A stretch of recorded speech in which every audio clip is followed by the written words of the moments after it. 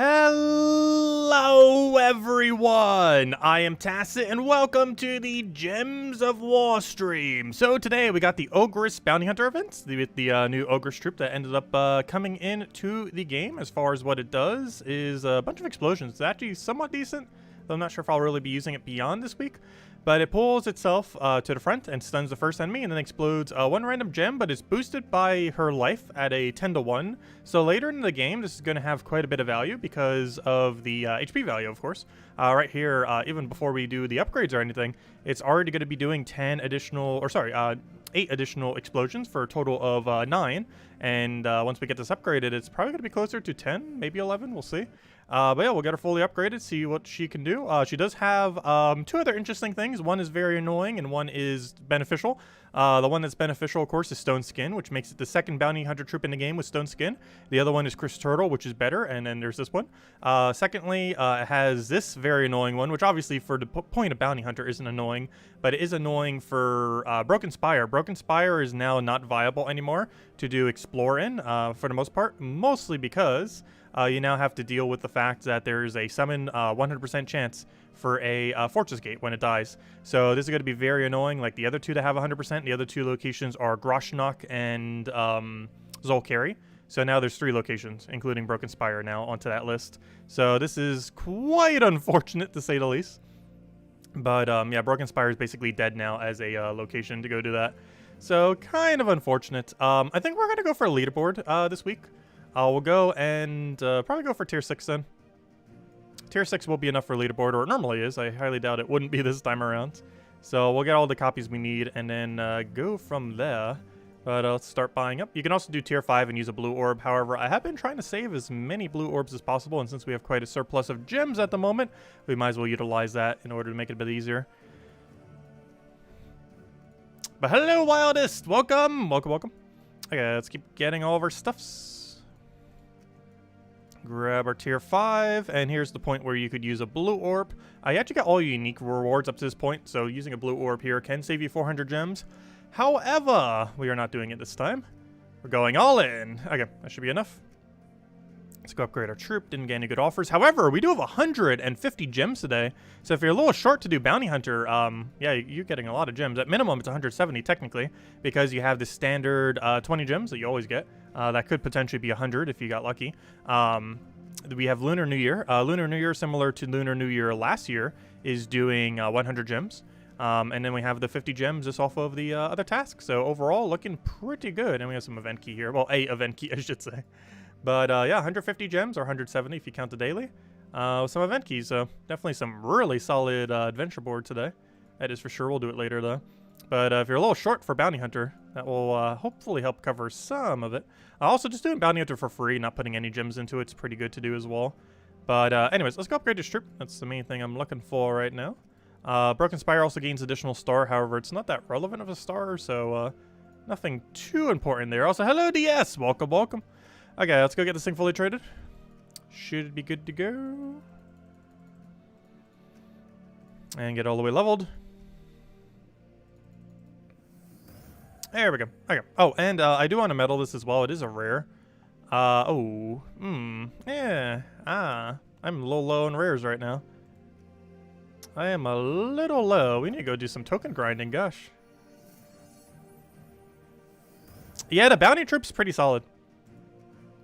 It is pretty solid. We gotta waste a little bit here. But it's still worth it.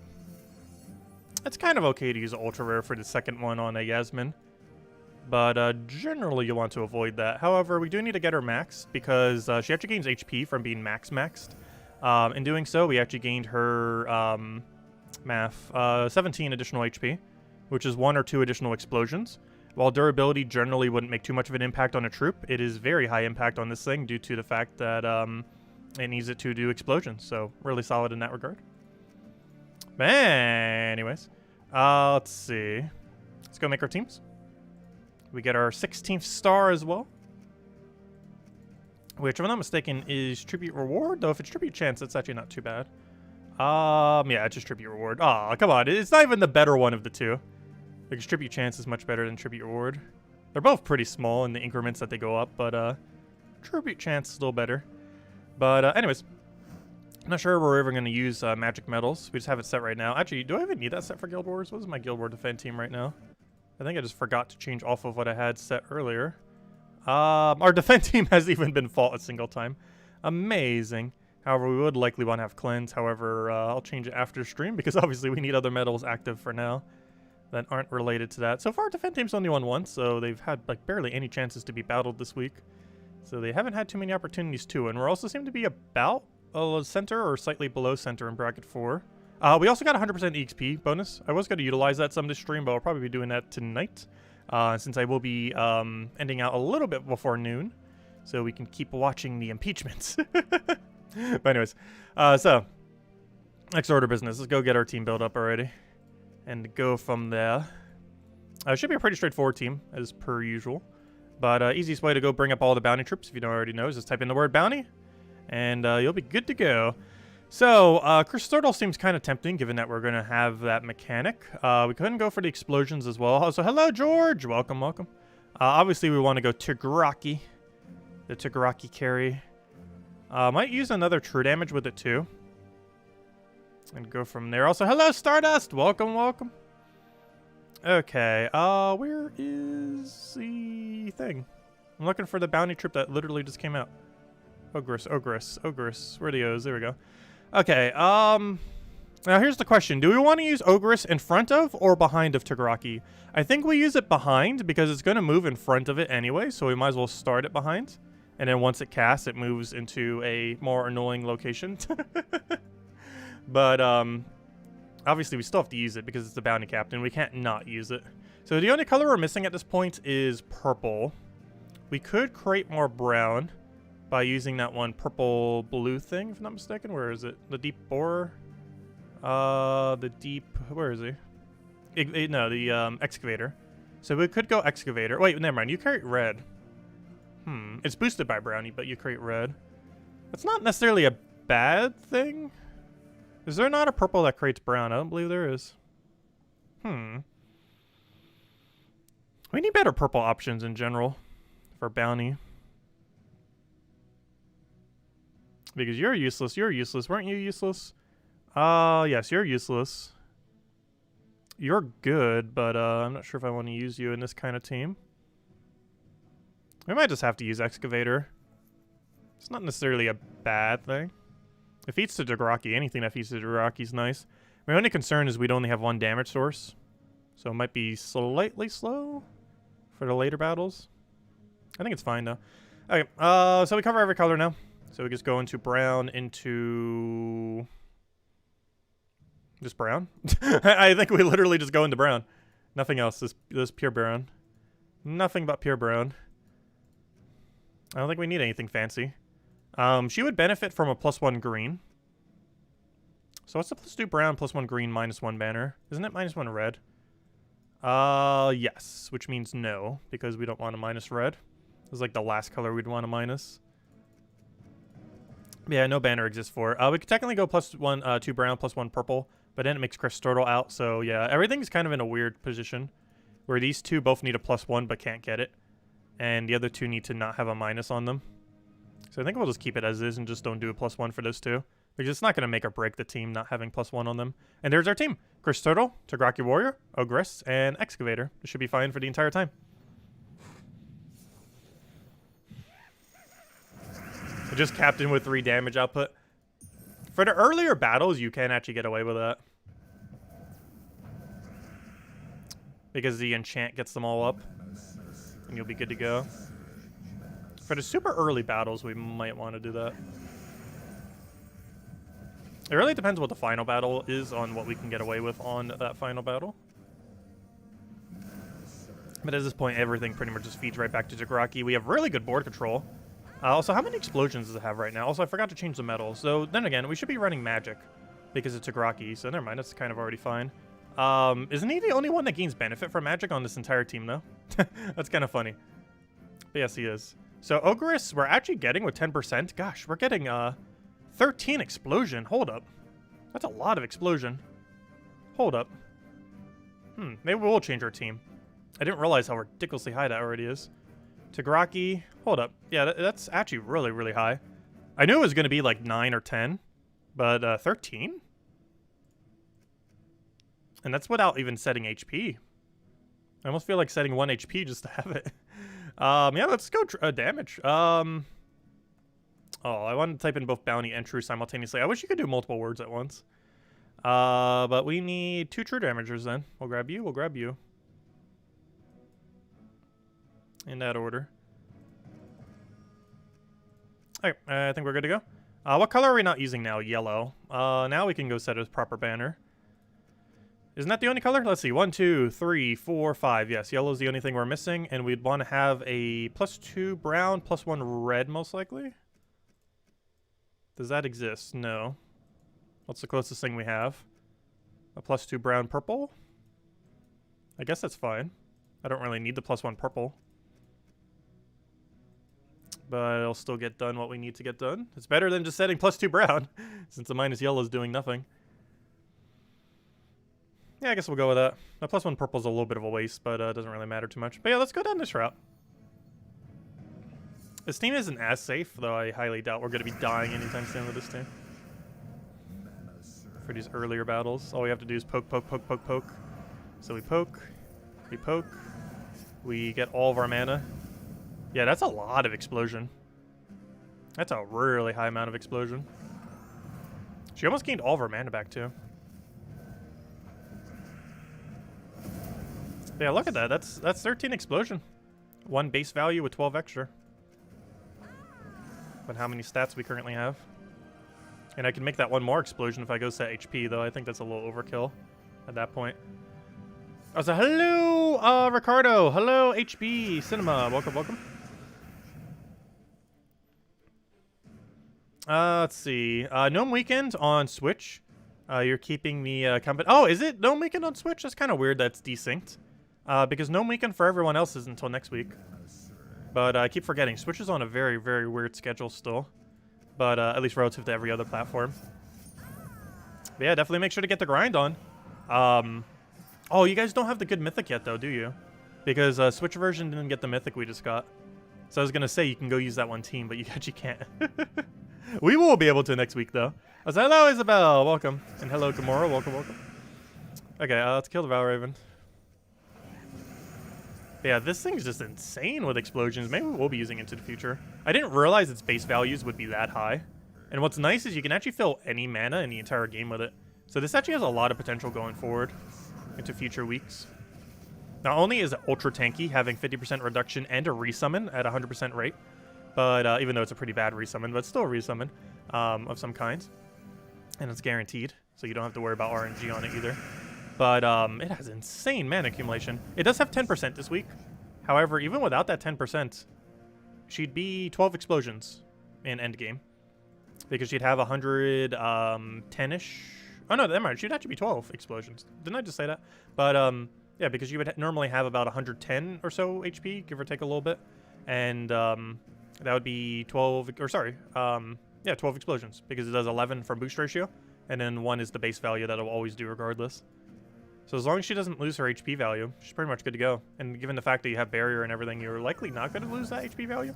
Between 50% reduction, the extra 25% reduction, that makes it like 60-something% reduction when it stacks. Or, you know, it doesn't fully stack, but it stacks multiplicitly. Because they both mitigate independently. Mitigates 50% and 25%, or vice versa. I'm not sure what order it does. Doesn't even matter what order it does. But, yeah, it's 2 separate reductions, so it's not actually 75%. It's like a 60-something. But still really solid. It's basically never going to die. Or even lose its HP value for that matter. Unless we're up against like a skull spam of some kind, like that one Glaceon week we had was ultra annoying. Highly doubt they're going to do something like that again. I can't believe they put like double Glaceon on the final battle once. Normally you don't even get a legend there, let alone 2 of the same one. Or even 2 of anything of the same. That was a really bad week for that one week.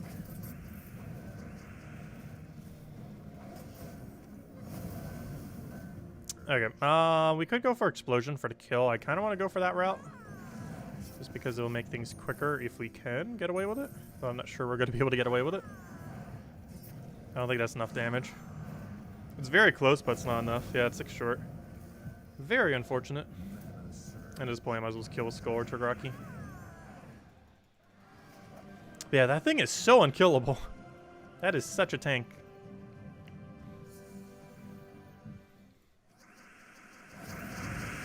That's definitely a meta bounty troop right there. And what's nice about it is as more meta troops come into the game, you don't need to worry about them being a specific color because she mana generates for everything in the game. The only problem with her in the future is obviously you'll have a different bounty captain. So you're going to only have 2 damage sources. Because one of them will be, well, technically possibly 3. But, you know, one of them will be her. The other one will be the bounty captain. Another one will be Tigraki. And the 4th one will be some random, whatever the best damage source is that isn't Tigraki at the time. Which is likely one of the true damage ones that we're using. One of the 2. And you would pick it depending on what the color of the bounty captain is on a given month. Because obviously she's only the bounty captain this month, and then next bounty, it will be something else. And even though you can still use her, you'll have to also mandatory use one other troop, the new bounty captain.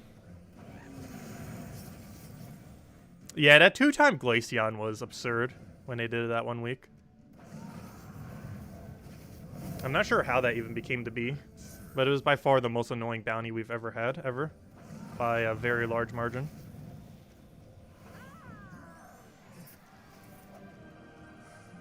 If anyone has any questions or anything you want me to go over, let me know. We're mostly going to be grinding Bounty Hunter to stream. And if we have a little bit of spare time, which I don't think we will, we do have 100% EXP bonus today. So we might do a bit of Dust Devil farming. If nothing else, we probably will tonight. In combination with Purple Guild War Day, as it is Purple Day. Though the stream will be ending a little bit before noon. So we can go catch the thing. I believe it's the first day of Trump's defense for their opening statement thing or whatever it is. I'm not sure what the full process is. But it's pretty much the start of that. Should be interesting. Let's see. We'll throw that down.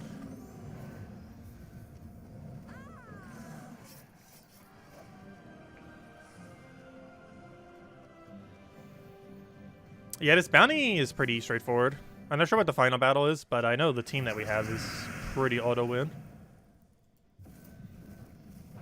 Going forward, I'm not even sure if it's possible to lose anymore now that Ogress exists.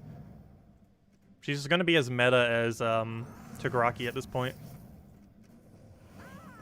She is pretty much just a Tigraki now, as far as how much she's going to be used. The only problem is they do have brown overlap, which unless you use Chris Turtle is going to be a bit of a liability, at least in the sense that she's blocking Tigraki's mana by half of what it could be getting. And you can't even put it in front because as soon as it casts, it will move its location. So even if you try to make it so it didn't block Tigraki, it would still block Tigraki on brown. 4-1 Guild War is still solid. It's Purple Day, so I'm probably running Wild Queen. You can run Zugoff, you can run... there's a couple actually different skull spam teams. There's actually a surprisingly high amount of skull spam. If I'm not mistaken, purple has the most amount of skull spam of any color in the game.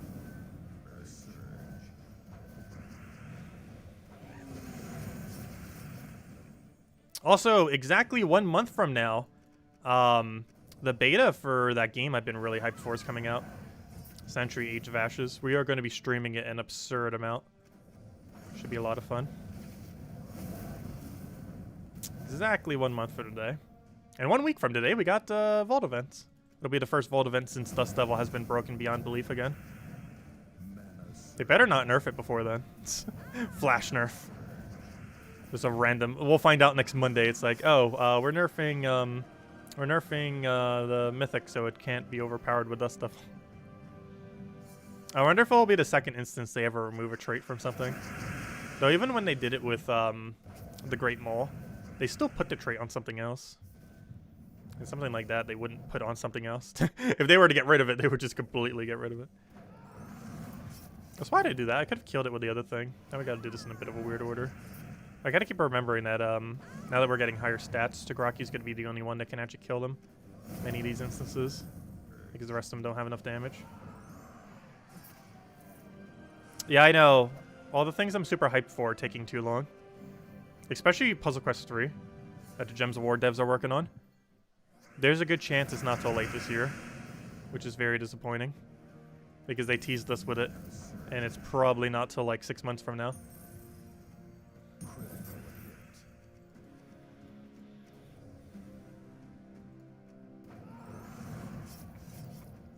Hopefully when they do a soft launch for the game, though, we'll be able to get access to it. I highly doubt we wouldn't be able to.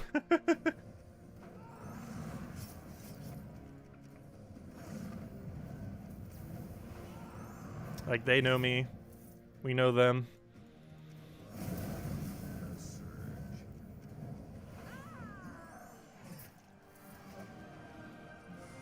That'd probably be like the easiest game ever to get early access on.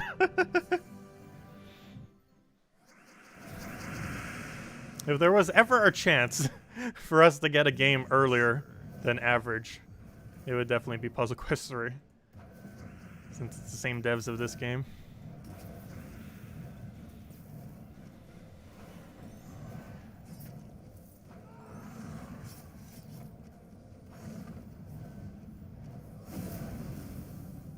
Let's see. Well, I shouldn't say the same devs. Well, it has some of the same management. The actual people working on the game are slightly different.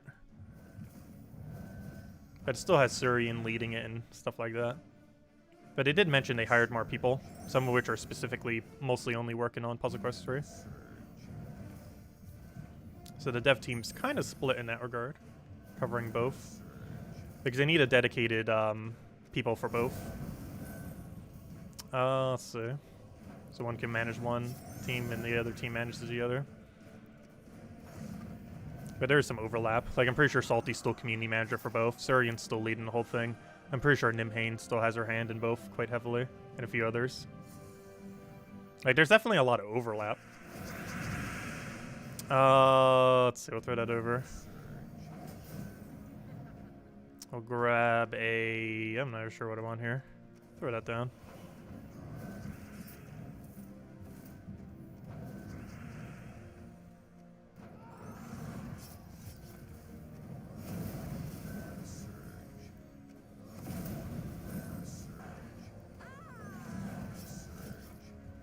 Let me cast. Thank you. There we go. And it should be dead. Yeah, Surian and Salty did the writing. Or should I say Steve? I don't know. Everyone in Gems of War kind of knows him as Surian. His actual name's Steve, though. Steve Fonker or something. Let's see. We'll throw that down.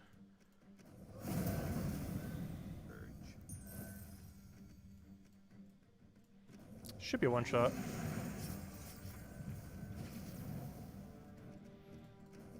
Oh, I should probably went for the Summoner. Well, we'll go for it with Tagraki then.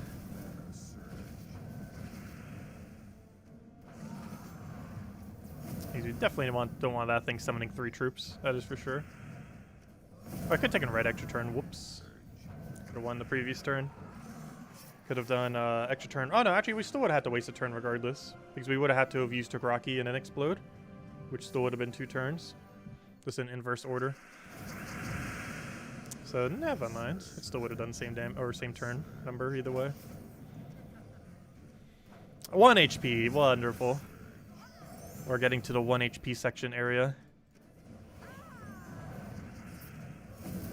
Where they ever so barely don't die. Which is very annoying because that requires a whole additional cast to kill them.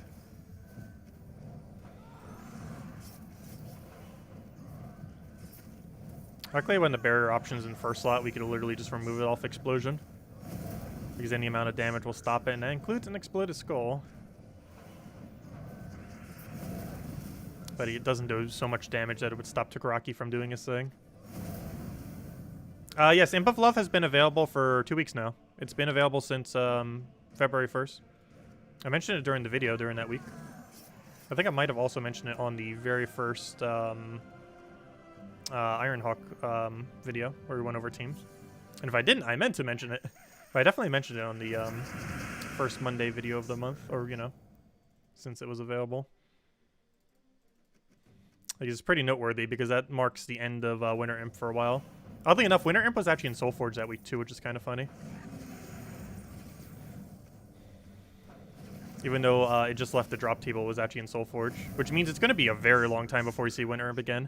Not only did it recently happen in Soulforge a couple weeks ago, like 2 weeks ago, but it also just got out of drop table until December. So it's going to be an absurdly long time before we see Winter Imp again. It's almost going to be next year by the time we see it again. Kind of makes sense since it's seasonal. However, it can always appear in Soulforge regardless of the season, but since it just happened in Soulforge recently, it's going to be a very long time. Legendaries have an exceedingly long arc for how long it takes before they cycle. Also, this thing hasn't even taken HP damage yet. It's about to, though. But, I did! Oh no, I jinxed it. Doesn't matter, though. It's, like, never gonna die. It is so absurdly tanky. Though, we do have to be careful, because as it takes damage, it does lose explosion value, since its explosion value is based on HP. Alright, let's go see what 20 is. So, we got a barrier spam troop, which is annoying. We got this thing, which does have a chance of summoning Queen Isabel, which could be annoying. That grants random stats effects, which could be annoying. And this one dispels an enemy and deals damage, gain magic, and enchant. Okay, that's not that bad. Okay, so 3 kind of annoying troops and a useless troop. At least they don't have any too good of summon. Like, Surqua and Hadley would have been really annoying. But overall, this isn't too bad. But the first 3 are partially annoying as far as what they do. So is it even worth killing first slot first? I feel like we kill second. Then we go for third slot. Then we kill him, and then we deal with the tank last. I think we'll deal with the tank last. That might seem kind of weird to do.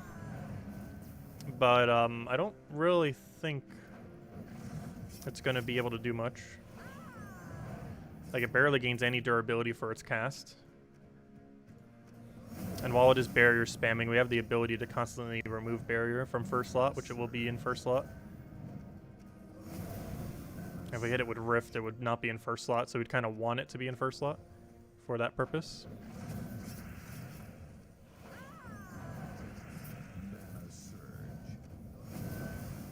Okay, and he's just dead. Yeah, Winter Imp is... the way that Imps work, generally speaking, at least as far as how you get them from keys, there are a couple ways that you can get them at any point, even if it's not within their season. But generally speaking, the way that Imps work is they go every 2 months. They cycle around, and they're in Glory Gem Guild and VIP chests. Generally, you wait for the Mythic of the month before you bother going for them, though, since both of them share the same Glory Gem Guild and VIP chest drop table. So you might as well overlap it to try to go for a new Mythic. Also, keep in mind, Ironhawk, not in drop table anymore, or at least not the exclusive one as of today. But basically what ends up happening with it is the Winter Imp is December, January. Imp of Love is February, March. Spring Imp is April and May. Summer Imp is June and July. Autumn Imp is August and September. Spooky Imp is October and November. And then it cycles back to Winter Imp on December and January, and, you know, it cycles back again. However, even when it's not those months, it is possible to see them in Soulforge. It's also possible to get them off the random drop from legendary tasks in your guild. So if you're at the point your guild's getting a lot of legendary tasks, while it's not likely, it is possible that you get Winter Imps, or seasonal Imps, out of season through that. They're in Soulforge, are the 2 locations you can get them out of season. I think possibly even the 1 random legend from money packs. I'm pretty sure most people don't bother getting those. But there are a couple ways to get them out of season, but generally you get them from keys while they're in season during that 2-month duration. Generally simultaneous to a Mythic, since you get to do both of them simultaneously. Gosh, 1 HP, why? Why is this a thing? That's the worst. When it's just 1 singular HP. Like, if it's like 10 or 20, it doesn't seem as bad, but when it's exactly 1, and you have no way to do exactly 1 more damage, is the absolute worst.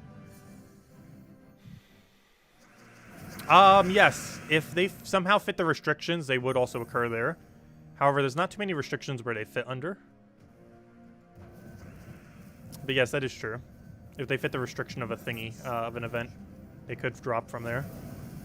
It generally doesn't happen, though, because I believe they're elemental, and they're from a kingdom that would never get called on. I forgot what their other typing is as far as their role. If I had to guess, their role is probably mage, possibly? I actually completely forget. But they don't pop up that often, but yes, they would drop there if they were to pop up. They definitely have before. Just very rare that they would that way. It's definitely not something you should be counting on at any given point. That'd be an exceedingly inconsistent way of getting them, but technically possible.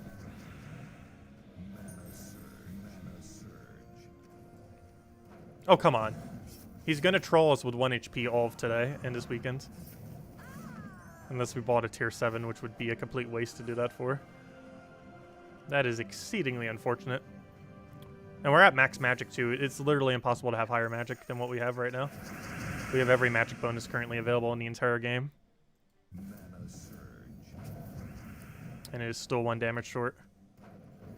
And it's 3 damage short on Valraven. That's kind of bad.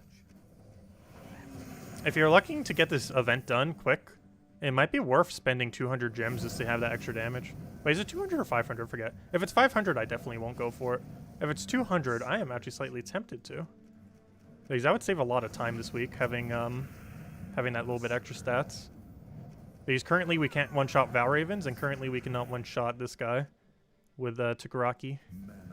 It's not too big a deal. But the amount of time we're going to see one today will get, or this weekend, as well as today, will get very frustrating.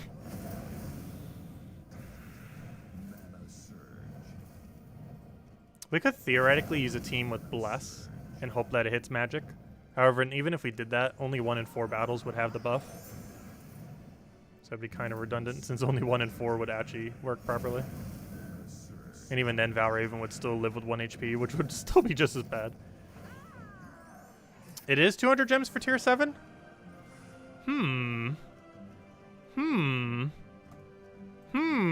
I've never bought in tier 7 for bounty. Except for maybe when we went for leaderboard once. I did it. We did it. Not something we would normally do. But hey, we're going for leaderboard. Might as well. I'm not sure if I would advise doing that or not. But we are. Look at him be dead. Look at how glorious that is. We can one-shot him now. That's going to save so much time.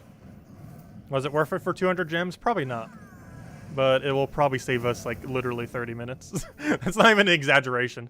But how much bounty hunter we're doing this weekend, that probably just saved us 30 minutes. Plus, we still got some loot for it. Plus, we get a higher leaderboard rank. Which might pay for itself. Maybe not fully. But I think we can make top 20 from it. So if we can reach top 20 to get 2 orbs. Like, if we tie in a multi-way tie with 375,000, I think what we just did was worth it. Oh, Stardust. Oh, Stardust! Are you here? You were here earlier. How many packs did you buy? Stardust! Where'd he go? That is vital info. Are you tier 6 or tier 7? Because you're in a multi-way tie for what should hopefully be top 20.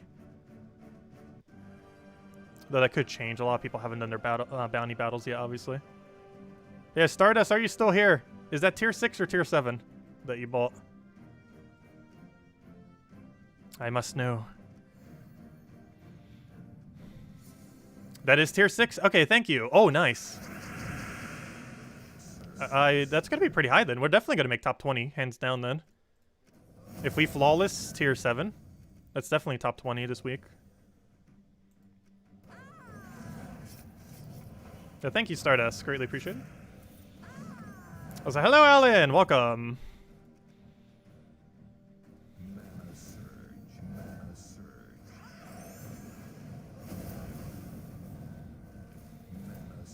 I wonder how many people are going to do that just so Takaraki will kill. I feel like not a lot of people. But I wanted to for once, might as well. We have the gems. We have quite a surplus these days.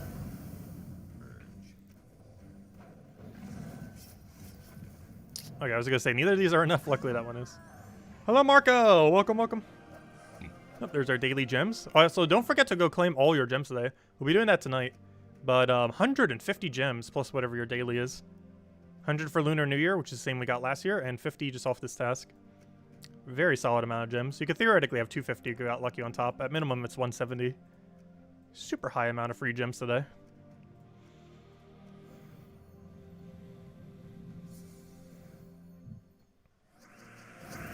Well, we'll be claiming that tonight with all of our other dailies that we always do. Not sure why I kind of saved them for then. I guess it's kind of just a reminder to everyone, like, hey, don't forget to go do your dailies. That's generally what it's become at this point.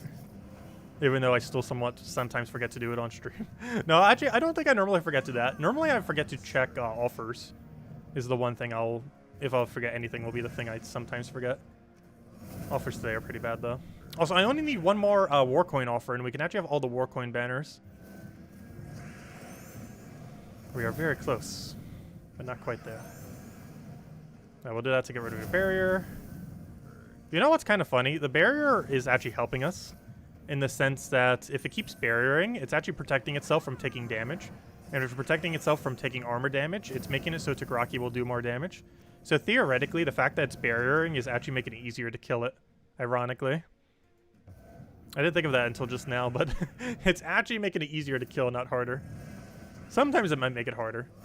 But as far as Tagraki is concerned, it's actually making Tagraki do more damage if our explosions mostly hit on barrier instead of on its armor value. Even more reason not to kill it first. Because it's the only thing on the team with guaranteed barrier. Theoretically, this could do 4 times barrier, but the chance of it doing it is exceedingly unlikely.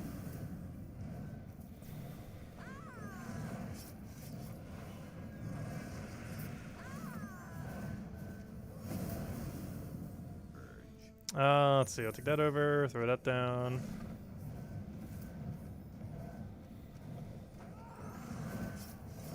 Yeah, this is much better not needing to worry about it not dying. Now that we can one-shot it all. I think everything's in one-shot range for Tagraki now. Even Valraven, which is nice. Which will help make sure Valravens don't escape.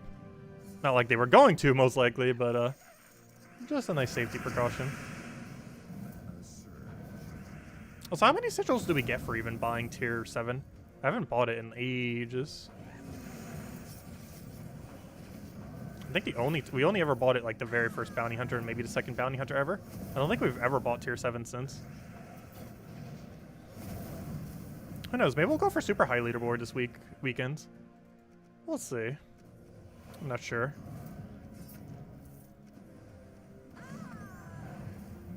Because we're definitely top 20 with what we currently have bought.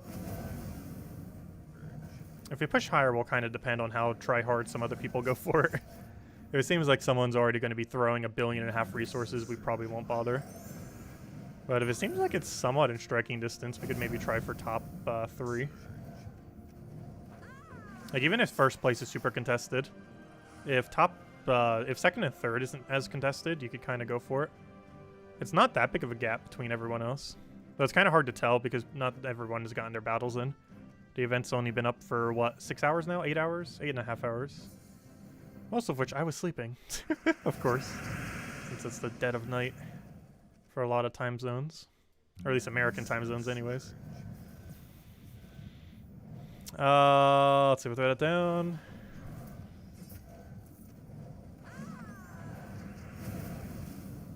Get our Tagraki.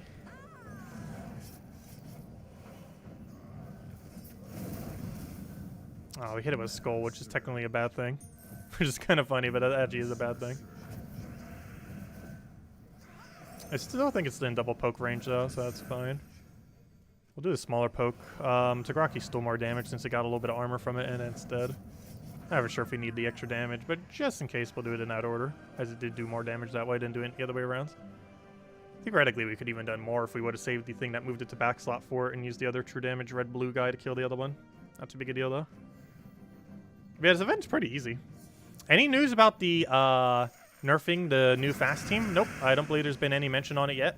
We might find if it's gonna happen next Monday. If it doesn't happen next Monday, we're probably safe for a while. And if it doesn't happen next patch nor next Monday, maybe they'll just leave it as is. But yeah, this is a really easy bounty. Might be actually one of the easiest we've ever had. Definitely among one of the easiest. This thing's just insane. Ogress is like Tagraki level meta, but for mana. If you have high stats, she's so perfect for bounty. The only problem with her is if you have lower stats, she's less effective. Oh, that reminds me, from us doing that 7-pack for 7 all stats, she actually has 14 explosion now instead of 13. That's pretty funny. Because that 7 was actually enough to push her over into another explosion. She's almost like a Gorgoltha. But for, she basically is. She's basically Gorgoltha, but for bounty. Obviously, outside of bounty, you wouldn't use her. But, in the context of bounty, she's the closest thing we're ever going to get to Gorgoltha for bounty hunter. Except she's brown-green instead of brown-yellow. Which with this specific composition, actually, it doesn't make any difference if she was brown-green or brown-yellow. It's actually the same either or.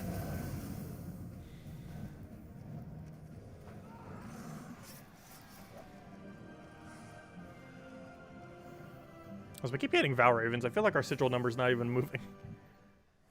Feels like it's been 31 for the last, like, 20 minutes. Maybe not that long. Actually, we've only been going for 40 minutes. Gosh, time's been flying by. Let's see, we'll take that over. Take that down. Grab the thingy. Gotta pressure it a little bit. Normally I would hit one of the other ones first, but, we'll do that. Throw that down. Take a brown. Leaks into the other thing. I'll take one more true damage here.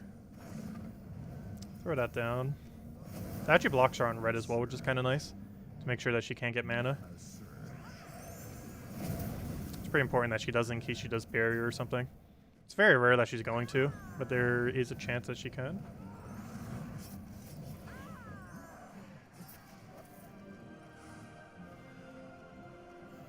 Watch, if we get Valraven here, we're going to be at 31 forever. Oh, also, I didn't say it yet today, but Happy Lunar New Year's! I actually have not said it all day. It's the year of the ox as well, which is why we got the ox pet this week, obviously, on Wednesday.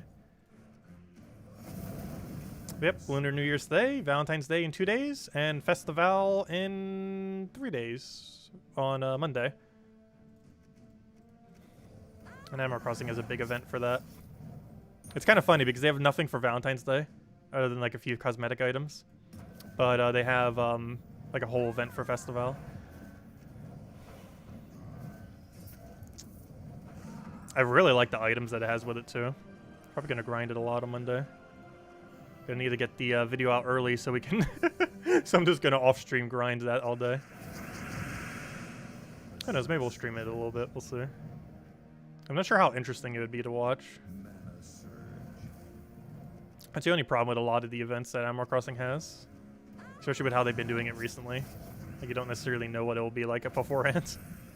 Let's see. We'll throw that down.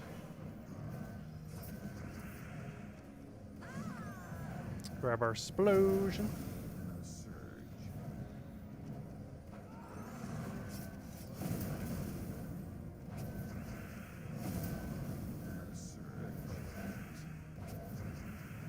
Yeah, a lot of people are kind of disappointed with Animal Crossing that they did almost nothing but that update. Or, you know, just the event update and didn't add anything else. But I don't know, I feel like it's a pretty good event. It came in with some really solid item sets.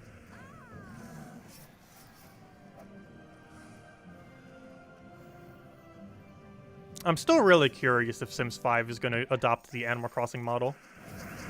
Every rumor I've seen with how they're going to do online play almost makes it seem like they're going to. Except they're going to overly monetize it. Whereas something like Animal Crossing would be like, oh, hey, here's a bunch of free stuff for an event. Sims will be like, oh, here's an event, but give us $5. Let's see.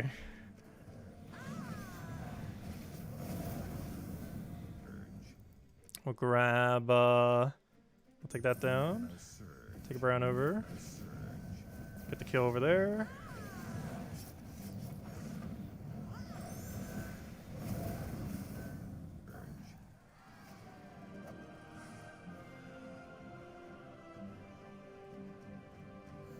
Oh yes, my island is really, really messy in Animal Crossing.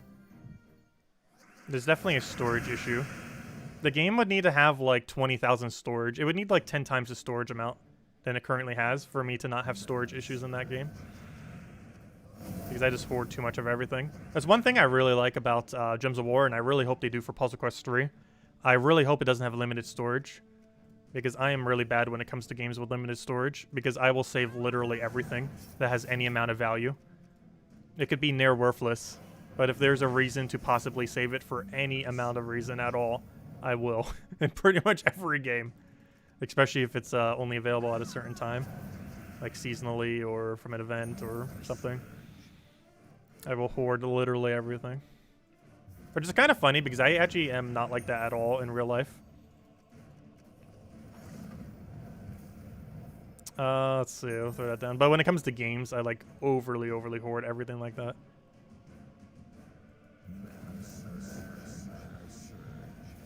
Let's see, we'll throw that down. What you gonna do there? Because this will break the barrier. And then we just true damage, and that should be match. That was almost not enough damage. Isn't that thing at 40% reduction? That was almost exact damage that we just did. I kind of forgot about its reduction. I'm pretty sure it's 40%, isn't it? Yeah, it's 40%. Almost forgot about that.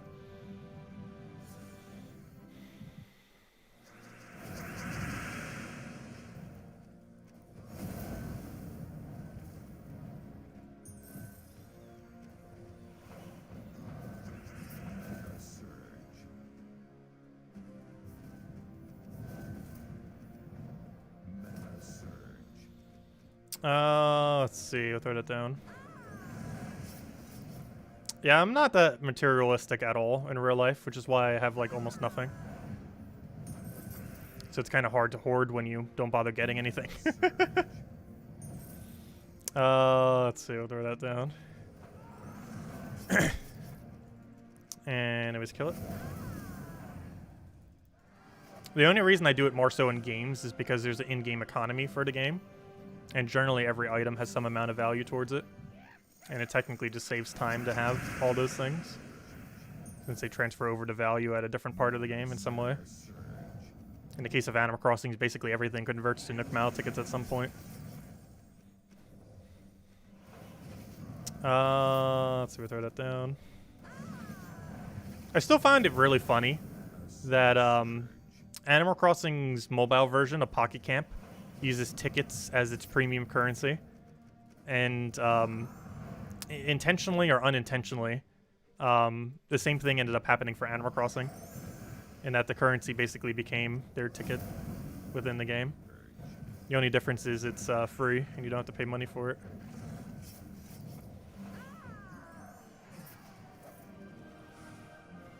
Let's see, go for here.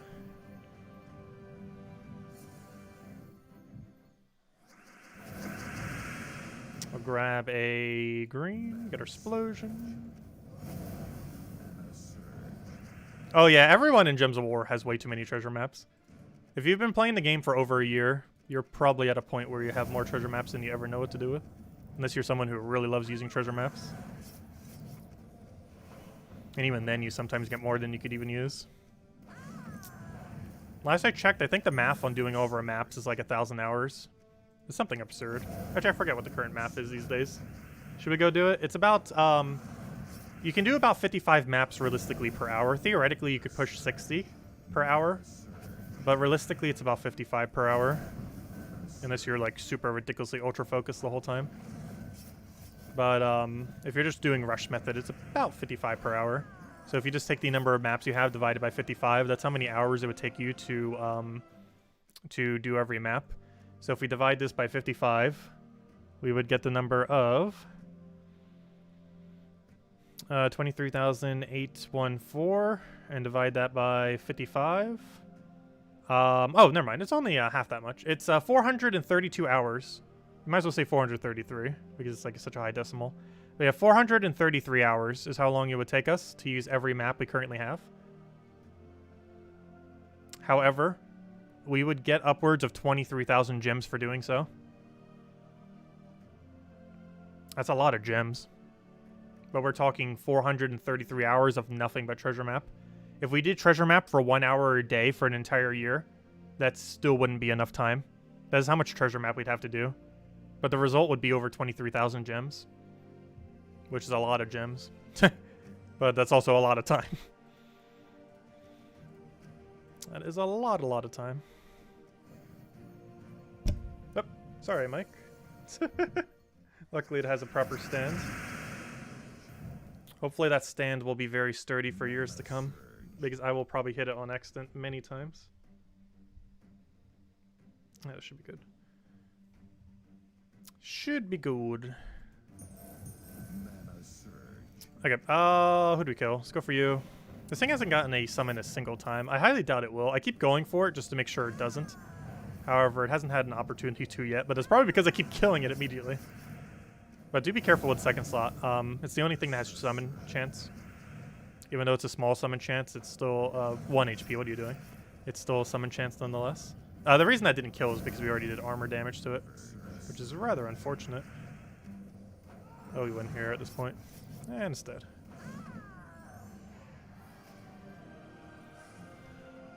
They might be tweaking map rewards at some point. There's also a good chance they're going to be adding epic maps. We don't know exactly what they're going to do yet, but there's a good chance they're going to add epic maps, almost guaranteed. Kind of like how they did epic Volkeys and normal Volkeys. They're going to have normal maps and epic maps. That hasn't been confirmed, but the chance of that happening is absurdly high.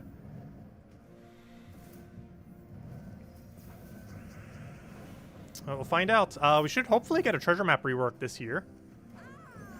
No exact announcement as to when it will be, as far as like overall duration of time. But yeah, it's definitely around the corner. 1 HP, we need another potion. No, we don't. The only reason that didn't kill was because we did armor damage to it.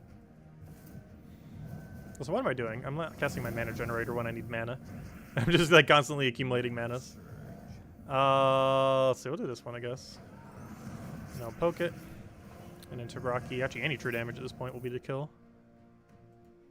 So we'll do this. Get Explosion twice. Once to get rid of barrier. The other time to actually kill it. And that should be kill. There we go. I know, they said that last year. Like the PvP rework from like 2 or 3 years ago that we never got. Though they said they were going to do the arena rework, and they did. But they separated it from the treasure hunt rework. So now who knows when we're getting treasure hunt rework.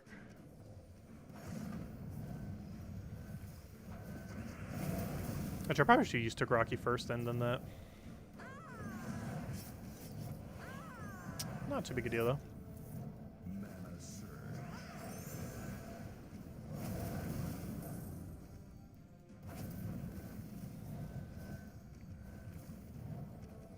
I probably should have saved Rocky for that one and double poked first. I don't think it's going to matter too much either way though at this point.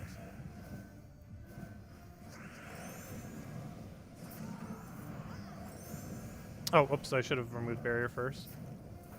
Now one more poke will do it. If it would stop barriering. Which even a skull would kill. Oh wait, did we just have a skull there? I could have just won already. Whoops. Whoops.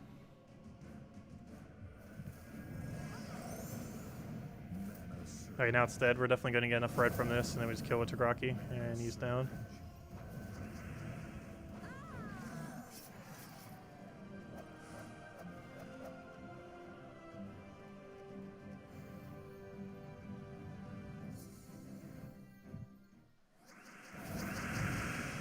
Yeah, you can do 3 arena runs per week, per day, and it will give you a bunch of offers.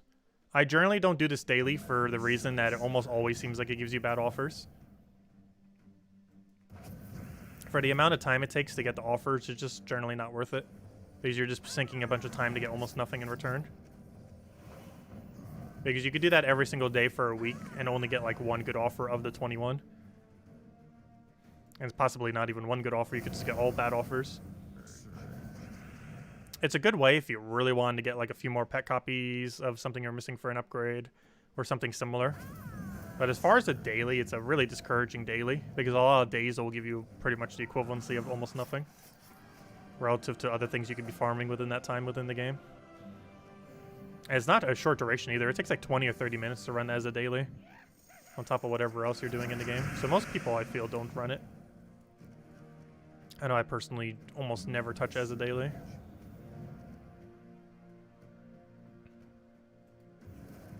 It's just really time consuming for a very small chance of actually getting something good. And even if you get something good, you still have to sink gems into it. It's not like it's free. You actually physically have to use resources to go get the good thing. So if it's something like an Imperio or something, then it's kind of worth it. But some of them are just kind of meh average value. Like if it gives you like a key offer that's just ever so slightly better than buying the keys individually. And you spend all that time to get it, it's like, yeah, it's good value, but it's for the amount of time it took, it was barely anything in return.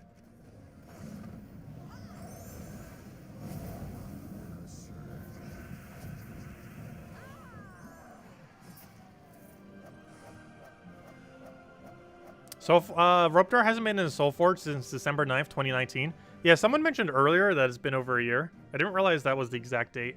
But yeah, it's been a very long time because Pride Lands didn't have a single event in all of 2020. So hopefully we see it soon. But yeah, I'm calling it now. 1 month after Rope Dart comes in, it's going to get nerfed. I give it 1 to 2 months after a Pride Lands event, it will get nerfed. It's the strongest weapon in the game currently. Especially after Life and Death nerf.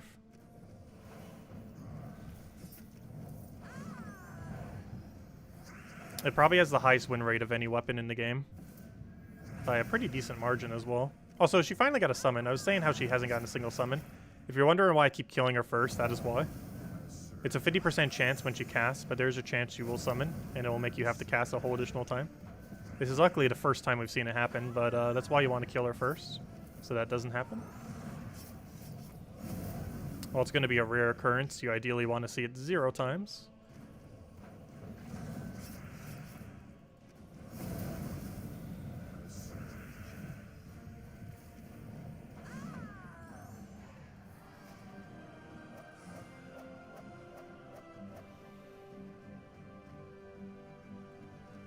Gosh, is it that far forward? It would have went basically 2.5 years then without an event. A little bit less than 2.5, but basically 2.5. 2 years, 4 months. Or sorry, 2 years, 5 months. That's basically 2.5 years. That's a very long time.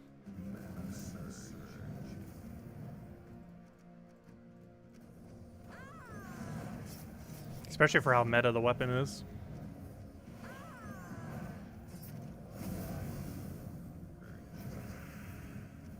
There's probably a lot of people watching this who haven't even been playing the game for that long. Let alone actually having the resources for it when it did come out that long ago.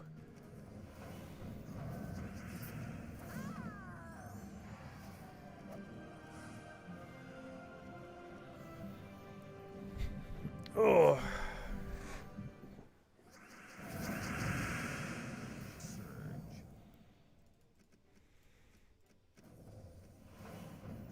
I'm gonna go for a double poke.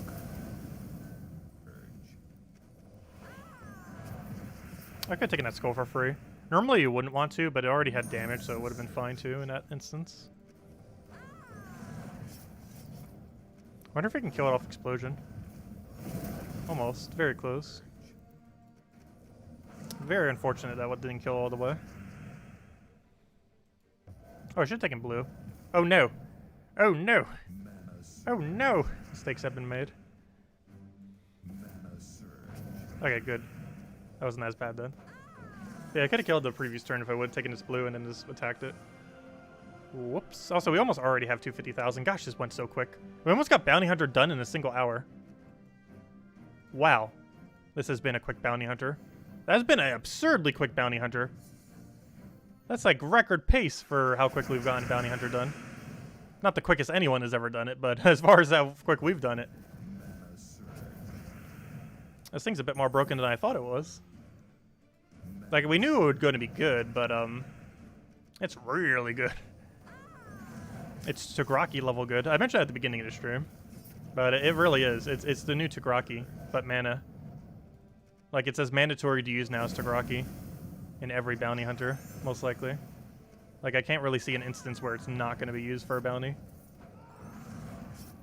And what's nice about it is it's mana flexible, so you could use it for any mana, not just brown. Like turtle, or red, like a few of the other ones. You can use it for anything. Also, can we please get green or brown? So I can go break its barrier. Also getting mana. Please stop casting.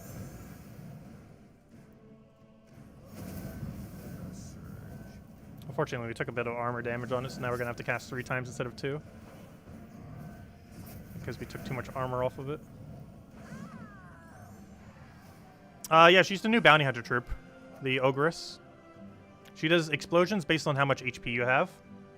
And, yeah, obviously if you are really late in the game and have a lot of HP, she does some pretty absurd amount of explosions. We had her at 13 earlier. She's actually at 14 now because we bought an extra pack thingy. Just so we could one-shot some stuff in this final battle to speed it up a bit.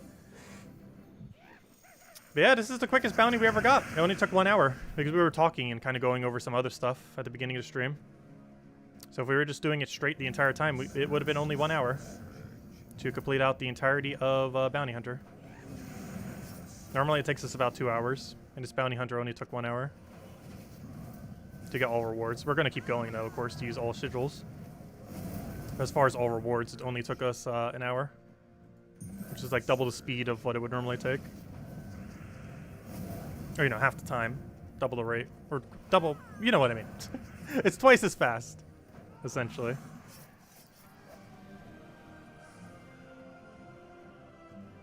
But yeah, I highly advise using this team, just with all the true damages. Oh yeah, I didn't copy-paste it into chat yet. Here you guys go. Let me go open up a thingy.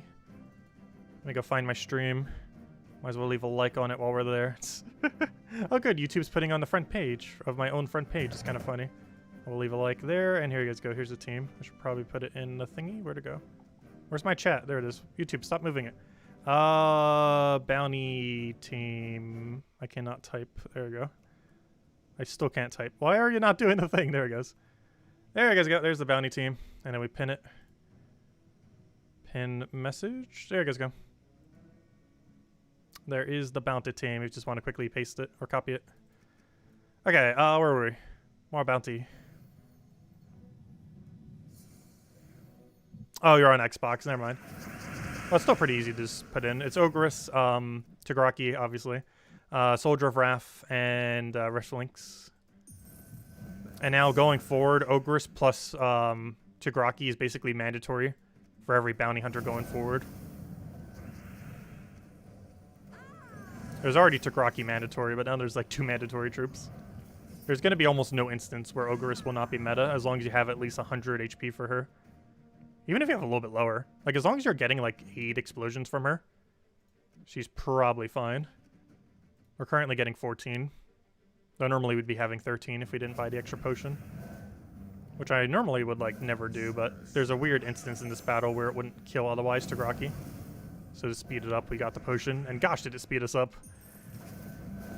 Obviously, it's Ogress also carrying the speed as well, but it still helped quite a bit, the fact that Tigraki could kill and not need a whole nother hit.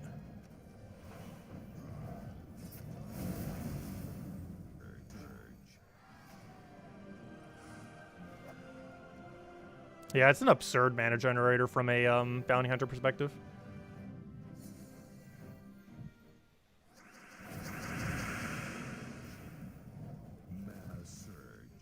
Yeah, we currently have what's almost max stats in the game. Theoretically, some people might have slightly more Imperials than us, which means they might have a few more stats here or there. But as far as kingdom upgrades and everything, we're essentially as max as we could really be. So our stats are super high. Pretty much max. There are probably people that have a few more stats than us from lucky Imperials and stuff like that. But aside from that, we're essentially max stats in the game. For what's realistically obtainable at this point.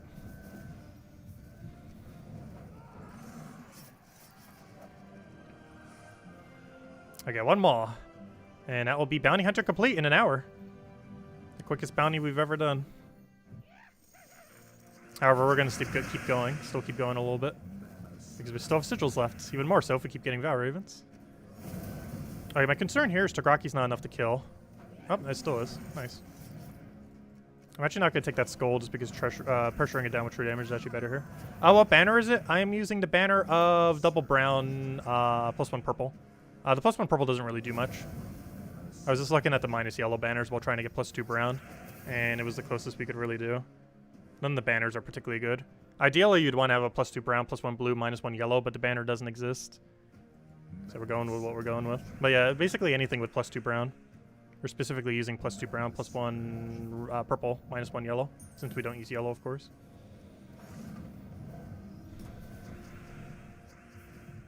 Oh, that didn't surge. We could have actually had all the mana to win. Oh, now we just take a blue, and then we win that way. Still easy enough. Alright, there we go. Bounty Hunter complete. This is by no means the end. But as far as all the loot, here we go. The quickest 1 hour bounty we've had yet. Normally it takes like 2 hours. That same loot as always for Bounty Hunter. For any of you that don't know, it comes out to... keep in mind, you at minimum have to spend 710 gems to do this. Or 1,110 if you don't want to use a blue orb. It's 710 if you use a blue orb, or 1,110 if you don't. But you get 2 Volkies, 110 gems, 17 gem keys, and also you can do it for free and still get a decent amount of loot, but this is for full completion. 45 diamonds, 5,600 souls, 175,000 gold, 19 minor reds, 20 major reds, 10 runic reds, 2 major orbs, which is the main reason why you run it, 10 arcanes, 4 standard orbs, 4 celestials, a portrait, and a title, and likely leaderboard if you're doing tier 6. If you didn't do the blue orb method and you do all your battles flawlessly. Hey, we got a blue. For a second, I thought we were going to go straight oranges, which would be awful. Now, here's what we really want to see. Can we get any powers here, or can we get a blue? Come on, power or blue? Power or blue? No! We got it again. We got orange, double... we got double orange, blue for both sides. But we did get 2 small blues, so I guess that's okay. Obviously, this is pretty disappointing right there, though. Very, very disappointing. But, we got 2 small blues, so it wasn't all waste. Each small blue is worth like 400 or 500 gems. I would say about 500 gems is about the value of a blue. So that's 1,000 gems right there, which is pretty much how much we spent already. So actually, we technically spent 1,310 on this event. However, obviously we got plenty of other stuff back from it. But overall, not too bad. Could have been better as far as overall loot. However, that's not the end of it, because with how many points we have, we can easily go make leaderboard. So let's start making a leaderboard. Let us start making a leaderboard.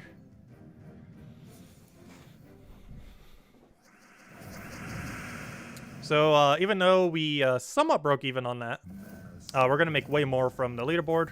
Plus, if we were to have used the vault keys and stuff like that, that would likely make it go up a bit more as well. But overall, I'm kind of happy with 2 small blues. Could have been worse. There's definitely been bounty hunters where we've done worse. Also, keep in mind, while the chance is exceedingly small, there is a chance when you do bounty hunter that you actually lose gem value. That might seem kind of weird from doing it in events. But you can actually lose gem value from completing out Bounty Hunter. It's very rare, but it is possible if you get super unlucky with every drop. Generally, to break even, you need to get at least 1 major purple, 2 small blues, a major blue, or a power orb. If you get any of that from any of the loot, you broke even or exceeded it. But missing out on all of those can actually make you lose overall value if the vault keys don't give you anything good. Let's see. Throw that down. It's very rare for that to occur, but there is a non-zero chance of it happening.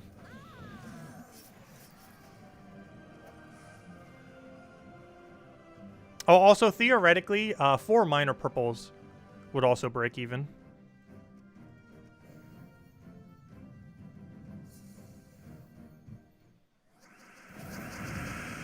Let's see. Throw that in. Have I gotten a power orb randomly yet? Yes, once. About a month ago. Realistically, it's only going to happen about once per year, relative to the amount of major orbs you tend to get within a given year. It will technically happen once per year or less. However, we already had it happen to us, which was pretty lucky. I still hope for it every time we open a major, though. That's one of the main reasons why you complete out Bounty now as well. Every major, you get 2 major orbs from Bounty. They're actually the easiest major orbs to obtain in the entire game, because they don't require a leaderboard or anything. They just require you to go do Bounty Hunter, which does require a little bit of upfront gems, but it's the best way to get major orbs in the entire game, not counting passively from your guild. If you're looking to get more of them, it's the best way to do so. Out of any event, you get the most from it. You could theoretically get 4 if you also made top 2 on leaderboard or top 3. But realistically, you'll get 2 from it, just from completing it out, which is pretty solid as far as guaranteed chance. But yeah, every major orb since a couple patches ago has a 1% chance of being a power. It's very unlikely, but it's possible. And if you ever have it happen, it is such absurdly good loot. A power orb is worth like, let's see. Let's break it down based on small blue. So if a small blue is worth 500, and a power orb requires 4 times 12 small blues, or sorry, 4 times math. Wait, hold up. Every single one of them is 4. You need 8. 8 times 4. Wait, am I doing math right? Yeah, you need 3, 24. Hold up. Math. So, a power orb is composed of 8 blues. 8 blues is 24. No, I'm doing something wrong. Sorry, each power orb is composed of 3 blues. You need 8, so it's 24 of those blues. So it's 24 times 4, which is blues. 92.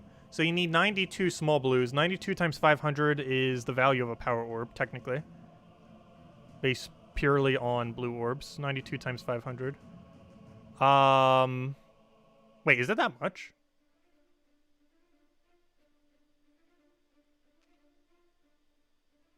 Wait, is it that high? If you do it based on that value? I guess so. 46,000? I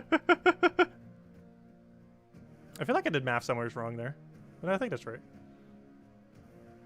Because power orb is composed of... sorry, a... Oh, wait. Did I do it for 8 power orbs? My bad. Hold up. I did it for everything required to get a mythic. Sorry. That's how much gem value you need for a Doom rarity troop. My bad. Actually, 1/8 of that is what you need for a thingy. Yeah, my math is... It's early in the morning. I just did how many gems you needed for a thing. 46,500 is the gem value of a boss rarity troop. My bad. The actual of the... let's see. It was 4,500. I should just do the math again. So, a power orb is composed of 3 major blues. 3 major blues is 12 blues. So 12 times 500, which comes out to 6,000. Okay, that makes sense. It's 6,000 gems. I was going to say, because the other number was absurd. The number I did before was the value for a boss troop, not for a power orb. But yes, a power orb is worth 6,000 gems, approximately. Theoretically, how you look at it, it could be worth more or less. But comparing it just off a blue orb value, it is worth about 6,000 gems. So if you were to ever get lucky on it, that's absurd. Amount of loot all at once. You've gotten 2 major orbs from, or powers from majors? Nice, that's super lucky. Yeah, we've hit 1. There's a lot of people that probably have 0. Because the chance of it's obviously pretty low. Yeah, it's super ultra luck based. I actually hate how luck based it is. Because there's someone out there who's gotten like 5 by now, probably. There's at least one person out there who's gotten like an entire boss amount just from pure luck. Exceedingly unlikely. But there's at least one person who has gotten that lucky. Let's see. I'll throw that down. Is there a way to get Book of Deeds besides the Soulforge and campaign? No, not currently. They will likely add ways of doing so into the future. As it currently stands, the ways you just mentioned are the only ways. You get them from campaign, both on the free side and the paid side. Though of course you get more from the paid side. Pretty much double the amount. So far, both events have been exactly double how many more you get on the paid side compared to free. There's been that, and crafting them in Soulforge. They've never been available for direct gems, even though you could theoretically do the smaller deeds and then convert them up. But the physical, bigger deeds themselves have never directly been available through gems, nor have they ever been sold for money directly, other than the season pass through campaign. But aside from that, they've never been sold for money. Theoretically, that's them being sold for money. But, you know, there've never been, like, a flash offer where it's like, hey, you can get, like, 2 deed books for, like, $10, or probably more than that. But, you know, they haven't done something like that. But they have done, like, oh, here's the campaign. There's a bunch of books in it. You can go get them. So theoretically, they have done it for money. But not, like, directly where you just buy it and you instantly have it. I'll go for this.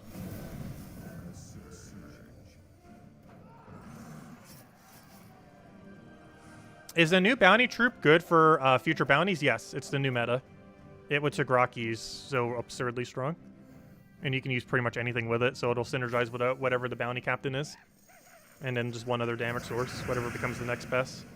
Hopefully we get another Tigraki for damage. But currently one doesn't exist. But now we have a Tigraki level mana generator and a Tigraki level Tigraki.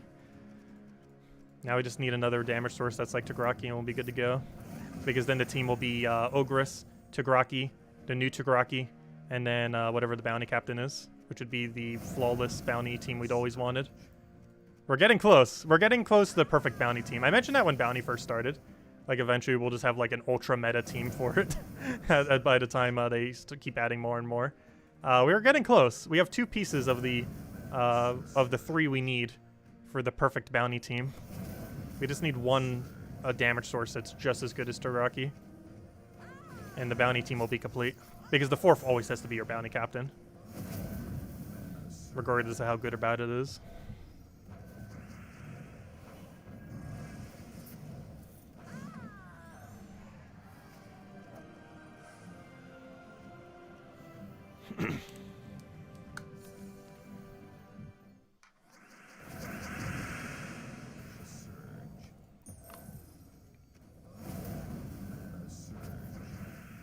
Let's just hope they don't nerf bounty mode.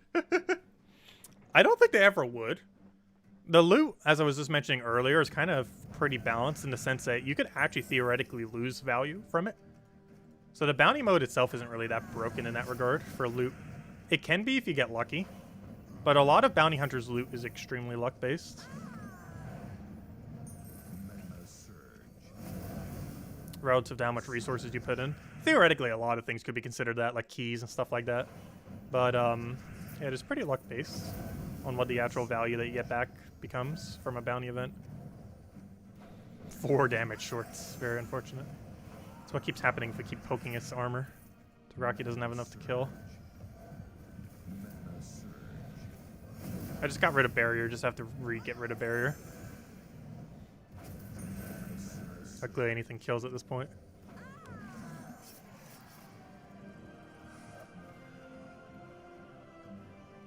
Oh, so we should be on leaderboard by now. Ha! 69! That's funny. But yeah, we're on leaderboard now. Let's keep going.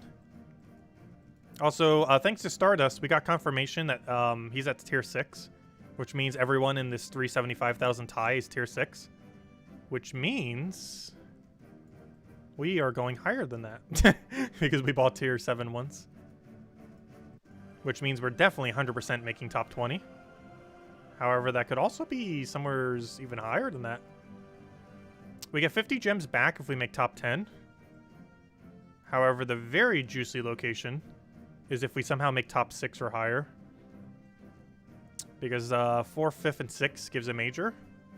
And if we could somehow make 2nd or 3rd, there's no way we're making 1st. But if we could somehow make 2nd or 3rd, that is 2 major orbs. Which is 2 more chances for a power. I'm almost tempted to try for it. We'll see. It really comes down to how many points will we have by the end of these battles. But we're not going to be doing all of them right now. Mostly because I want to watch the impeachments. I haven't missed any of it yet. And they're starting in like 30 minutes or so. Which is pretty much when we'll end this stream then. But up until then, we'll keep doing bounty. And if anyone still has any other questions, let me know. Make sure to go over it. Let's see. Throw that down. But yeah, definitely make sure to go for the 2nd slot first. It's the only one with resummon. And like the one time we didn't, it actually got a resummon. Because nothing else is too intimidating. Oh, you know what? I should have actually killed that first because now we have to deal with it. Whereas I could have killed it before it barriered. Which would have saved us a slight amount of headache here. Luckily it still dies to something.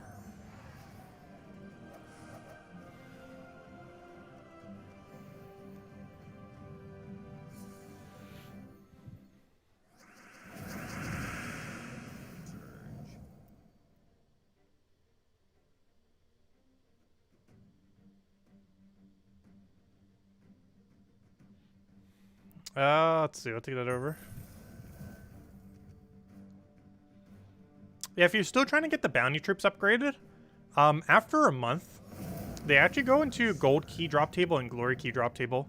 So if you're ever opening glory keys for a mythic or gold keys just because you're opening gold keys, although they might be used for kingdoms once kingdoms come back around again.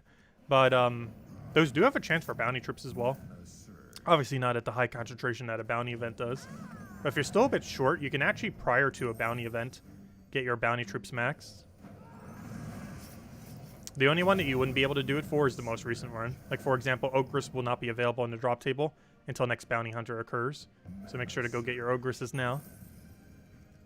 Because the earliest you'll be able to get more copies of it is next bounty, and the wide drop table of the bounty drops will make it so you barely get any. So definitely make sure to go do this event to get Ogress upgraded. If you're someone who doesn't normally upgrade bounty hunter, because you just do it for free, this is a week where I would advise actually doing it, just because of how good Ogress is. It'll make sure you don't have to max her out later. Really good idea to max her out now while you have a really concentrated drop table that'll guarantee give it to you. It's 1,110 gems to max it without any orbs, and it's 710 gems, tier 5, with 1 blue orb to do it with slightly less gems. 710 gems. And if you're a little bit short, there's 170 gems on adventure board today, at minimum, or 250 if you got lucky. So there's plenty of gems today, if nothing else, that you can put towards it. Because Lunar New Year's is giving 100, one of the tasks is giving 50, and obviously by default you get at least 20 per day off the thingy. I'll take that. Take the skull because it's already dead, and that should be a match. Yeah, tier 5 with 1 blue orb is what I've done a lot in the past. Now that they're starting to add boss troops, though, I've actually stopped doing that, just to save a little bit more blues when we can. But yes, it's definitely really good value to go tier 5 into a blue orb. It's the cheapest way to do the event. Tier 6 has been making leaderboard almost every time, though. If you do 100% flawless tier 6, I think it's been making leaderboard every single time for pretty much forever now. Flawless tier 6 could be hard earlier in the game, though, because it requires you to not lose any Valraven and not lose any battle while using a pure 4x bounty team with bounty captain the entire time, which can be a little bit difficult to do with lower stats. I'm doing it this way because we can actually get the kill just from Tagaraki once. Whereas the other way around, Tagaraki once wouldn't have killed. So it's a little bit better doing it this way, and he's dead.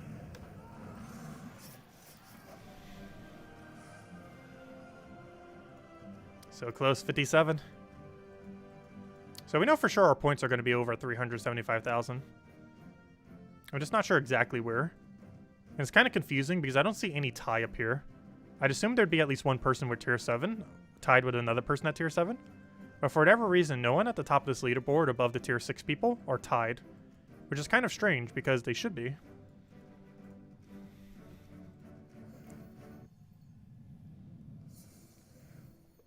Like at least 2 or 3 of them should be tied. Maybe not like a super high amount. But the fact that none of them are tied is kind of weird.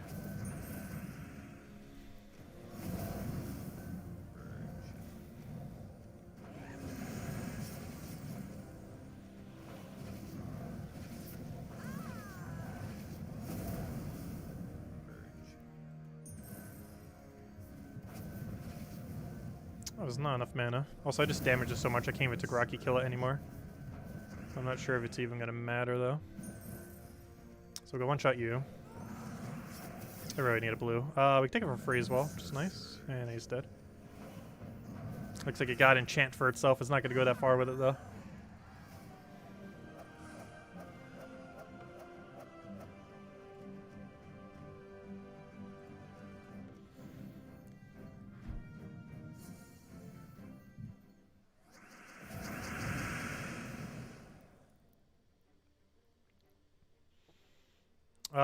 What do we go for here?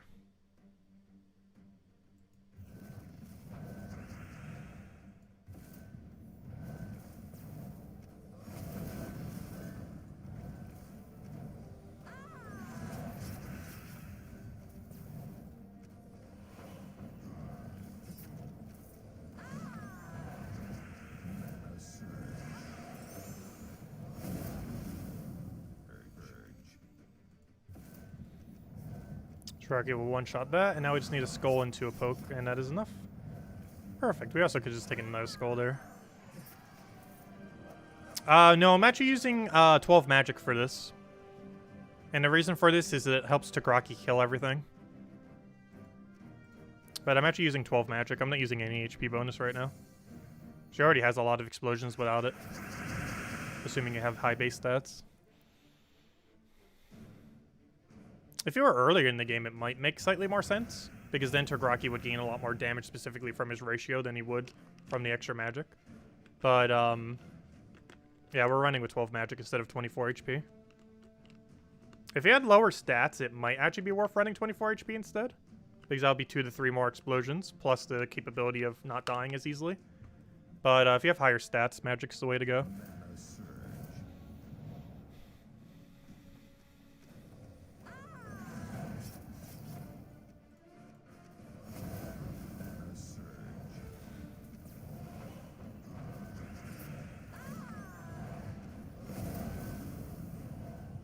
Hunter should be enough. That's 11 explosions. I feel like that's already enough durability.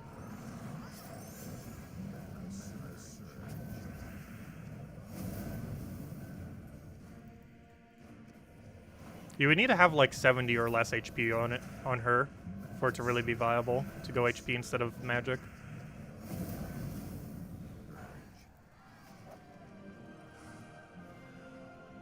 Also, if anyone hasn't done it yet and you have the medals for, good idea to medal her.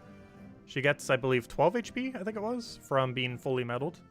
So, she gains quite a bit of value from magic. Let me double check the exact value. If I'm not mistaken, we can check it from skills.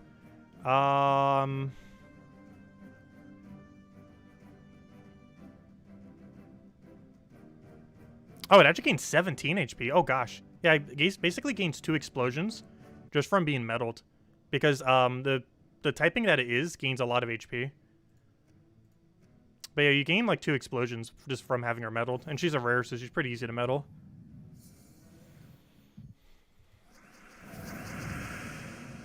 But yeah, you basically get 2 explosions for fully medaled. Which is obviously really good value on her. She is so absurdly tanky. At least in a bounty hunter perspective. Even just in a game in general, she's actually not that bad. I don't feel like you would really use her outside of bounty, though. Also, I should have threw that at the first slot. I'm not sure why I did it that way. Because Tagraki's not enough to kill here.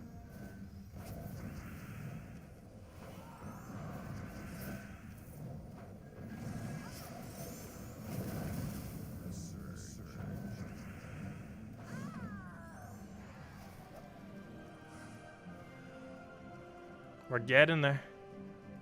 We're getting there. Slowly.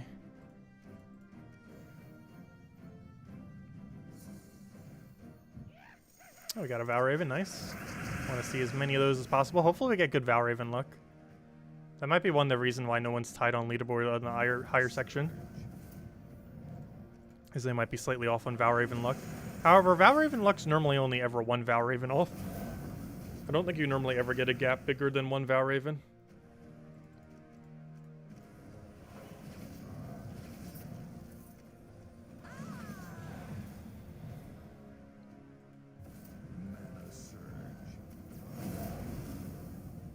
Oh yeah, she'll be viable for every bounty going forward now.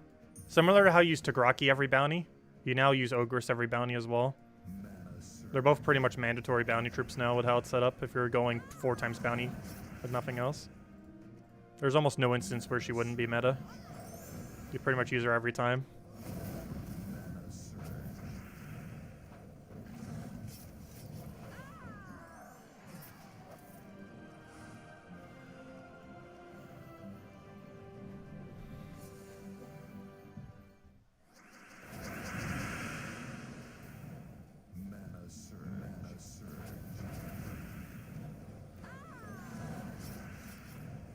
You know what, I'm actually gonna poke her for once. See if we can go down the one-shot method. Where we do one shot for the other 3, but do double poke on that one. You'd have to get really lucky with Tagraki mana to make it work. Like even that time we didn't get it. We're going the alternative route. Poke it with the other 2.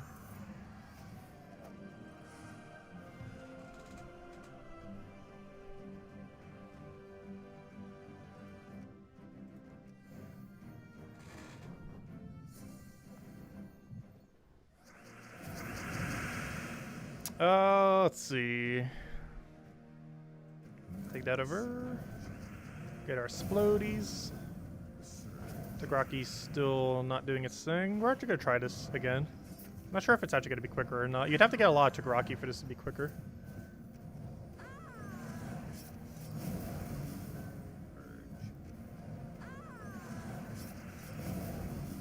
And now we can't because of the poke.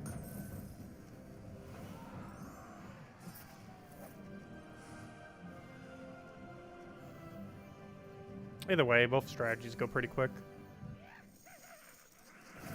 We definitely want to focus that Valraven first, that's for sure. Oh, I should have taken brown to blue. Whoops, I could have taken both.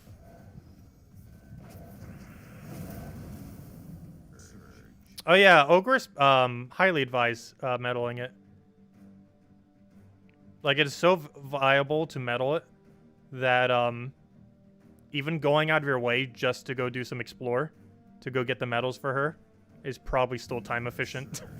You'd probably still net lose time overhaul though, but even if you have like no medals to upgrade her, it is literally time efficient to just go medal her. Go out of your way, go do some explore 12 and until you have the medals for her. Just because of how much of a benefit it gains from being fully medaled. It's at minimum 1 explosion, and in most situations will be 2 explosions from having her fully medaled. And it's like 20-something durability. Not like she was gonna die, but it makes her even less of a chance to die. And what's nice, it does give some armor, so that armor protects its HP value too.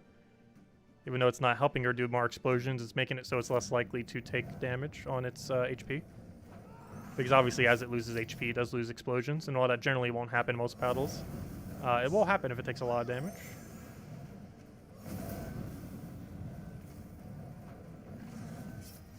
The other guy's not enough, but that one is.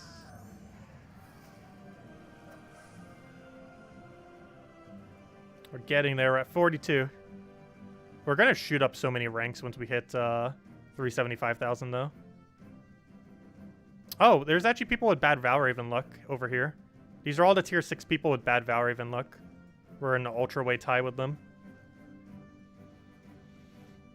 We're actually in like a 6-way tie. 1, 2, 3, 4, 5, 6, 7, 8 people got bad Valraven luck with tier 6. I didn't count ourselves because we're obviously not one of them. Because we bought tier 7. But that's where we would be with our sigils right now. If we didn't buy the thingy, if we didn't get lucky with Valraven. I think we did get lucky with Valraven though. How many sigils did we have before we started that battle? I actually wasn't paying attention. We got double check in the stream. We can actually tell if we had good Valraven luck or bad Valraven luck. We had good Valraven luck. So we would have been tied with for the 375,000. If we didn't buy the other pack. Let's see. We'll throw that down. What's kind of funny is if that thing gains enough armor, we could almost just kill it off the armor that it gains. Okay, at this point, I might as well just kill it with skulls and try to get the other thing up naturally. Because we just took Rocky, kill the other one. Or that. There we go. Hello, the White Tiger! Welcome! Good afternoon. Hope all has been well. Alright, now we just shot up like 1 billion ranks now that we got past all the tier 6 unlucky people. Now we'll go tie with the tier 6 lucky people. And then we'll go past them.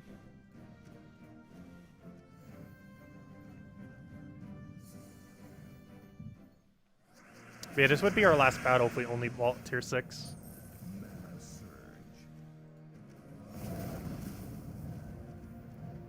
However, we went for tier 7 for once. Let's see. We'll throw that down. Probably should have went for first slot there. I feel like in that instance, it actually is worth going for first. If we're in that kind of situation. Because at this point, it's going to gain barrier again. And kind of do a bit of its annoyingness. I just can get a skull randomly right here. Otherwise, I got to go out of my way to go kill it.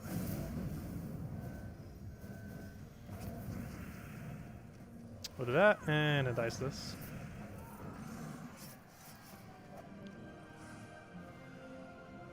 There we go. Because this gave 10, right? Yeah, it did. So this is exactly where we'd be with the good Valraven luck we got. We'd be in the multi-way tie for 375,000, which currently has, gosh, how many people are here? One. This is all the tier 6 people who got lucky. 1, 2, 3, 4, and we would have been one of them if we didn't buy the pass, because we did get the lucky side of it. 1, 2, 3, 4, 5, 6, 7, 8, 9, 10, 11, 12, 13, 14, 15, 16, 17, 18, 19, 20 people, although technically 19 because we don't count. Because as soon as we do this battle, we won't be within that section. Alright, now let's go do tier 7, see where that brings us.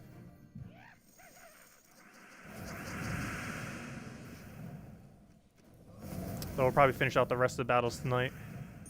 Probably do like one more battle after this.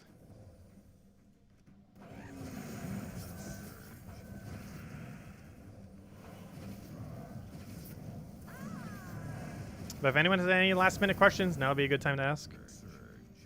And we'll be back tonight at about 8.5 hours from now. At 8 p.m. Eastern Standard Time as we do every night. Oh, that reminds me. I haven't handed out a code this stream. Let me go do that right now. Hold up. How could I not hand out a code? Let me go do that right after this battle. I'll probably do one more. Because we have not done one yet. Ah, don't do a cast, please. No. Oh, we could literally just hit it 3 times. Do that. Do that. Do that. Dead. Alright, let me go get you guys a code. Forgot we didn't do one. I was gonna do it after we got to all rewards, but then I kind of got distracted by the all rewards. Let me go get you guys code. Grab this, cut it, save it. Move over here. Go to the code section. Code section. There it is. Go to there, put that in, put that in, put that in. Click refresh, put this over here so you guys get the link. Copy the whole thing, and there you guys go. There's the redeem code. Use on jumpsreward.com for the game code section. Your invite code can be found in your settings menu. Whatever your game says right over here is what you put in for your invite code in the bottom left corner right over there. Or whatever your game says there. Redeem code is right over there in chat. Just copy paste the random numbers and letters starting with H6. And give same reward as always. 2 treasure maps, 1 gem key, 200 souls, and 2,500 gold. There you go.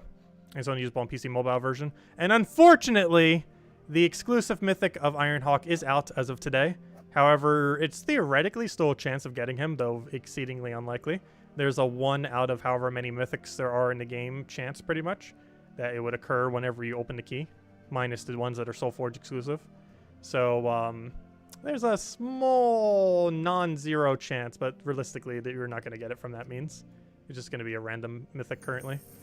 But if you want a random mythic, it would still give random mythic if you want to go for this. Anyways, let's go do one more bounty. And I think we'll call it a wrap there until tonight. We'll probably finish the rest of our bounty tonight. Just also go over the team for people who didn't see it this morning. And then we'll do Guild Wars, of course, which we'll do first before that. And probably do a little bit of XP farming, because we actually have 100% XP bonus today. I do want to utilize that a bit since I didn't get to the other day. But I believe in this instance, it's actually quicker if we kill first slot. Hope that this doesn't do too much explode damage. Kill it with Tagraki, then do it again. Actually, you know what we could do? We could actually do this. This might make it so it gets a random status effect, but chance of doing something good is very unlikely. So we do this. We throw down a poke. And then we just explode and hopefully get Tagraki or something to full mana. And then it just dies. There's something. And then it's dead. Simple enough. But yeah, we'll finish our other 10 sigils tonight, which is the 10 sigils from tier 7. So theoretically, we also got a Valraven there, which is why we're back at 10, since we got a Valraven in there. That's funny. We're actually forming a multi-way tie at 387,000. These are all the people who are like, who got the extra. These are everyone who bought tier 7. But they only did 1 battle, or like a few battles, and then it just kind of stopped.